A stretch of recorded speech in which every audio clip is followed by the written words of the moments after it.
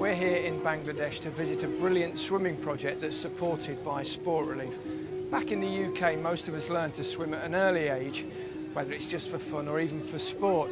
But here in Bangladesh, it's a skill that can quite literally save your life.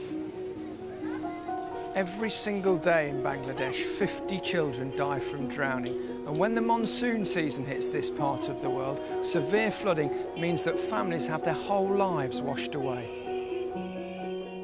Talking to us, it really is very brave of you, and we've got to make sure that the little boy can swim. Yeah. Bangladesh, 50 grieving mothers go through the same unimaginable pain as Hosna. But help is at hand.